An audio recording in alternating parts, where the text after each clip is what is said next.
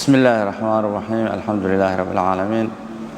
والصلاة والسلام على أشرف المرسلين سيدنا محمد وعلى آله وصحبه وسلم. شيخنا دميي نمعض بصرك إلهي سبحانه وتعالى ونسيي anigu waxaan jeclahay maadaama waqtigu kooban yahay inaan ka eego dhinaca kale oo ah taasiirta ay keenayso qofka hadduu ka faa'iideysan waayo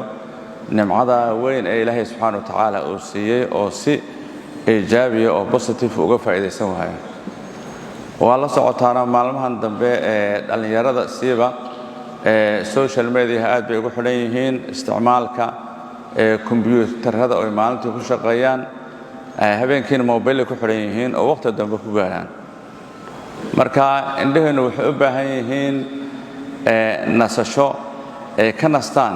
waxa qofku ugu badnaan marka la soo degay maalintii 10 saacadood iyo badh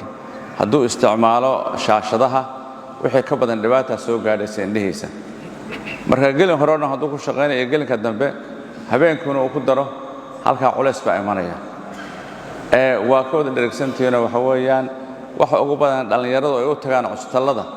waxa weeyaan dhibaato ka timi isticmaalka badan ay isticmaalayaan shaashadaha siiba habeenkii maalintiina ku shaqeeyaan habeenkiina aad bay u isticmaalaan. taas waxay keentaa indhuhu inay qalalaan dry noqdaan jafaaf noqdaan kadibna inay casaadaan walaana waxa weeyaan indhaha waxa u dhaxaya baalka isha waxa u dhaxaya ilmo dufan la oo borotiin la taas dhamaanaysa. marka dhamaatana ilbiriqsiga caadiga ah ayaa wax isxoqaya oo isdhaawacaya ishii iyo baalkii ka sareeyay. taa maxay keenaysaa marka qofku inuu soo tooso isagoo indhuhu cascas yihiin oo aad u xanuunayaan. waan waxa ugu badan dhalinyaradu ay yimaadaan maalin walba waxa noo yimaada tobanay ama dhowr toban ayaa noo yimaada dhalinyaro ah oo cilada ka cabanaya. waxa kale ma waxa weeyaan habeenkii ay ku raagayaan isticmaalka shaashadaha. inta waxa dheer oo runtii aan lagu baraarugsanayn shaashadahana waxay keenaan hurdo la'aan oo hurdada waxa sababa hormoon maskaxda soo deyso la yiraahdo melatonin. melatoninkaasi inta aad wax daawanayso lama soo saarayo. markaad ka kacdo ayaa la bilaabayaa soo saaradiisa 3 saacadood bay qaadan kartaa marka qaarkood in melatoninkii hurdadu ku keenayay uu dhameystirmo hurdo ku keeno. marka waxa laga yaabaa qofku inuu habeenkii 12 habeen ku gaaro shaashadahaas oo seexan waayo waliba oo hurdadiisuna ay noqoto inuu 3 habeenimo waa beriga in la gaadho. taa marka maxay keenaysaa waxay keenaysaa maalintii dambe qofku inuu shaqeysan waayo oo uu loo beter ku soo tooso isagoo dabku ka dhacsan yahay mobilada dabku ka dhacay bini'aadamka dabka ka dhaca. qofka hadduu way hurdada u baahnaa oo 8 saacadood ama 7 saac ugu yaraana waxa weeye wuxuu soo toosiyaa isagoo dabku ka dhacsan yahay. marka waxbarashadiisa suuragal maaha. ilmi wax lagu keenay ama ardayga ku imanay isagoo leh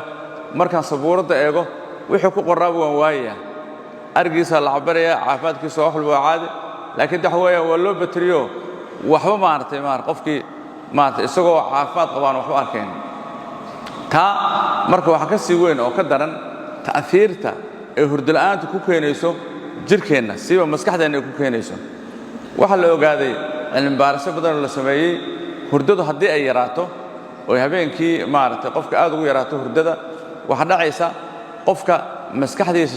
shaqadii maskaxdu aad bay hoos ugu dhacaysaa. laana waxa inta hurdno shaqa la qabtaa oo maskaxdu qabataa shaqadaas waxa inay qashinkii sameysmo shalato ay sifayso. haddii qashinka la sifeyn waayo toxic wax maartay toxic baa ku ururaya maartay maskaxda dhexdeeda kaasoo keenaya marka hore madax xanuun ilowsho fara badan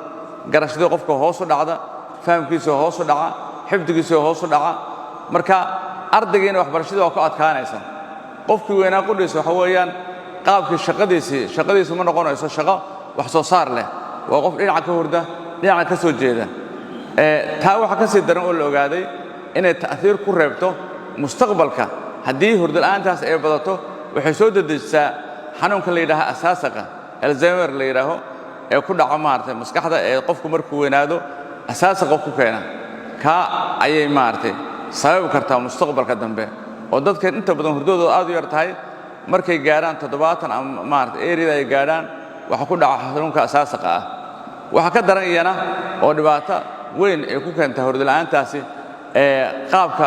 qofku metabolic uu shaqeynayo oo waxa la ogaaday habeen kaliya hadaad soo jeedo subaxii marka laga cabiro dhiigaaga dhiigu intuu hore ahaa 10 ama 20 ama 30 baa ku kordhaya cilmi baaris badan lagu sameeyay jaamacadaha caalamka ugu waaweyn Harvard ay ka mid tahay waxa la sheegay hal habeen ama laba habeen hadaad soo jeedo markii dhiigaagu inuu fluctuation bilaabayo inuu kor u kaco inuu bilaabayo marka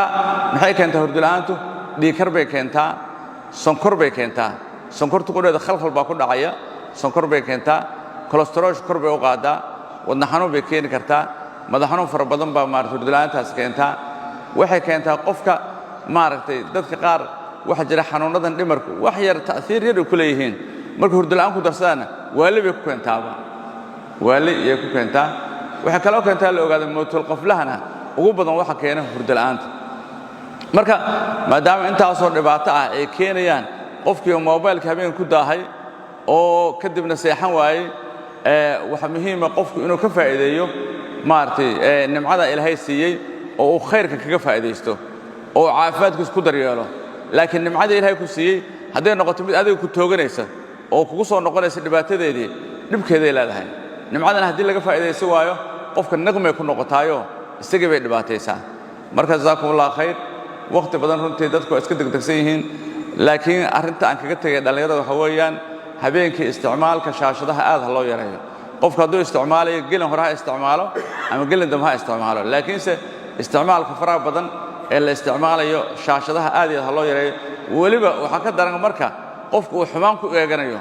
ama xumaan ku isticmaalayo cilmi baaris kale oo la sameeyay waxa la ogaaday dadka xumaanta daawada ee filimada xun daawada xitaa ha dhowto haddii guursadaan waxa ma dhalaanba dareenkii baa ka tagaya kii dhalmada ka tagaya waxa weeyaan wax laga qofku inaan u hamoon dumarkiiba inuu waa wixii halkan ku soo dhameystay waxnu daawana ku soo dhameystay marka taas mushkilad kale keeni kartaa oo dhalmanaanta ugu badan runtii qayb ka ah taana laga digtoonaado oo Ilaahay subhanahu wa ta'ala nimcaduna siiyay khayr oo aan kaga faa'iideysano oo sharta laga faa'iideysanin wabillahi tawfiiq wasalaamu alaykum wa rahmatullahi wa barakatuh